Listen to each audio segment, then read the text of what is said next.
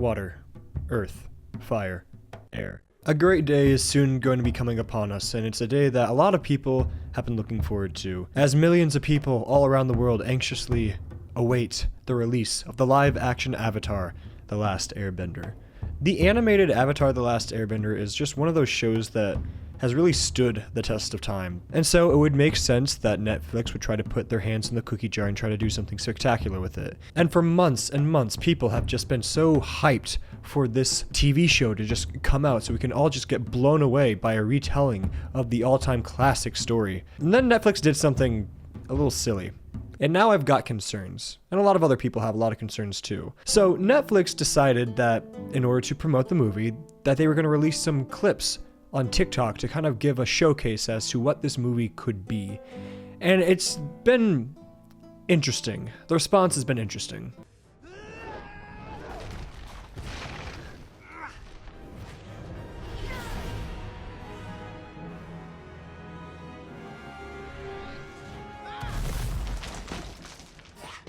Now, if I were to give my 2 cents here, I don't think it looks terrible. It's not as bad as it could have been. It's a TV series. It's not a full-blown movie, which is why I think I can forgive it a little bit more. TV shows compared to movies, the budget is just different. It just is. You can only get so much done budget-wise within the TV series. So this is about what I expected. And again, it doesn't look bad, but I do have some other very major concerns. The thing is, before this thing even started showing itself with clips, as soon as they announced that they were doing a live-action Avatar, I did have trepidation about this show. And it's really for 2 main reasons. 1, it's live-action, and 2, it's Netflix. I mean, I'll explain a little bit better. The thing is, with live-actions, I really just don't get it. I don't get the reason that we need to do things in live-action. The reason being is that we already know what the story is. The only major difference is that it's done with real people. Look at The Lion King. It was basically a shot-by-shot retelling, but they just, animated it different. Because you can't even call that live action. This you can call live action, but at the same time, I don't get the hype. Because therein lies the rub with live action shows. Either it's just going to be a basic retelling of the story that we already know, which really isn't that exciting, or they change the script, which they might have to do in order to make it a little bit more interesting and make new people and old people alike come and watch the show. But then runs the problem of them butchering the script, which is what I fear is going to happen. And the reason why I fear that's going to happen is because the original Avatar team was a part of this live-action Netflix show, and then they decided to walk away over creative differences. Not good. It's not good if you have conflicting creative differences with the people who made the show, the show that stood the test of time. That's not a good sign. Which leads us to the even bigger problem. It's Netflix that's doing it. Netflix has kind of been hot and cold with a lot of people, I feel like, and with me especially. Sometimes they produce some really, really great stuff, and sometimes they just make these absolute stinkers. But when it comes to live action stuff and when it comes to adaptations, they very rarely hit the mark. Allow me to give you some examples. Death Note. They made a Death Note movie off of the show, which was, and it was an amazing show, awesome show that I could rewatch time and time again. And then they did the movie and put their own little creative influence into it, and it just blew, man. It wasn't even in Japan, it was in Chicago. Why? Why are we moving it to Chicago? It really wasn't even the same story. The only thing that was cool about it, and the only thing that really connected it to Death Note was the Death Note and Ryuk, and that was it. That was it. The Witcher. Witcher's kind of controversial, because I know some people that do like The Witcher, but I don't. I like the first season. The first season was good for the most part because it was a little bit of introduction, and I was hoping it'd get better as it went on. But it didn't, and a lot of people who know the source material, like really know the story, they're upset because they made some really big changes to the story into the video game, which it was based off of. There are some rare occurrences where they do good adaptations. Like I heard One Piece was pretty decent, so you can get that under your belt, but there's 1,000 episodes of One Piece. Nobody knows the full story, and if they say they do, they're lying. So all in all, when it comes to adaptations, Netflix is a really low-hitting record. And that's a problem. It's a problem because they're dealing with something that is well known, well created, well structured, and they're gonna put some changes into it, and I'm sure they already have put some changes into it. At the end of the day though, I think that this entire thing was just kind of a lose-lose situation.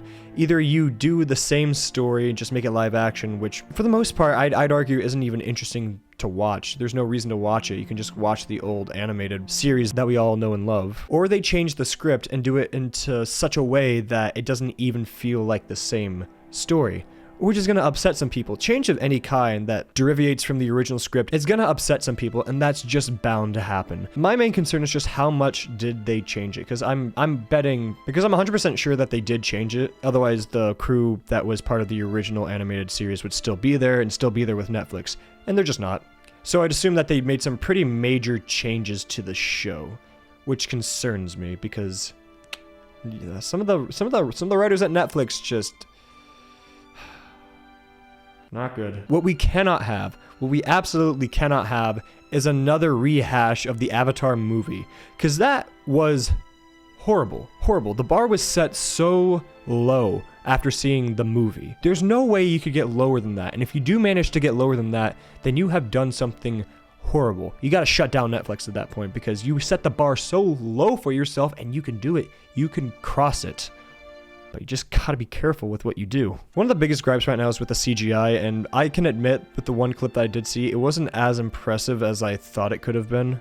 But at the same time, I think I can move past that, because it's a TV series. If it was like a movie, if it had a movie budget, I would have expected more. It's not a movie budget, so I'm expecting it to just be decent and not blow my mind. I am a little bit disappointed though, because with the one that I did see, it was with the bending. And the bending was the biggest thing that they could have improved on, because the bar for the movie was so low when it came to the bending. It took like 5 guys to move a rock like this big. Then it went like 2 miles an hour into somebody's face, and that was it. Water bending was extremely slow. Air bending was probably the best one, but it's air, so that's like the easiest one. And the fire bending was just a straight up war crime, because it wasn't coming out of your hand.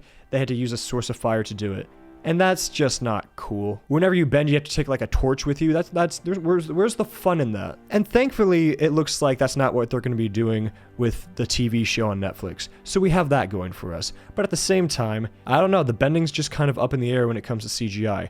And again, this might be just a big stretch, because we only saw like a couple clips, and who knows, maybe they just on accident picked one of the worst clips that they could have. Usually you'd think that they'd pick one of the better clips though, which is kind of concerning, but maybe they just picked a random one, decided to use that as advertisement, and it just didn't end up looking the way that they wanted it to. Maybe that was the worst clip, so that when we go and watch the TV show on Netflix, it's gonna be like, whoa, it looks so real. I'm not trashing on this thing yet, because I can't. I haven't seen anything. I've seen clips, but that's really it, and they're only like 5 seconds long.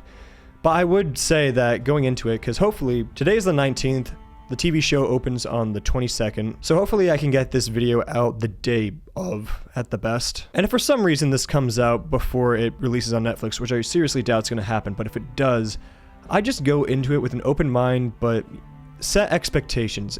Don't expect it to be like an Oscar-worthy, Grammy-worthy TV series, because I just don't think that's plausible. But I wouldn't want to ruin it either. I wouldn't want to go into it just expecting the worst, because if you expect the worst, you're gonna get the worst. So just try to find that middle ground. That's what I'm trying to do. Find that middle ground to just judge this TV series by what Netflix has managed to do. I know it's not going to be better than the animated show. I know that. I expect that. But at the same time, I'm hoping and expecting that it's better than the movie. So if we can like get it right in that middle ground, leaning more towards, you know, the TV series, I'll be a happy man. I'll be a very happy man. But at the end of the day, as always, we're just gonna have to wait and see. Who knows? But that's it for me today. Thank you so much for watching, if indeed you still are. My name is Brockster, and I bid you all adieu.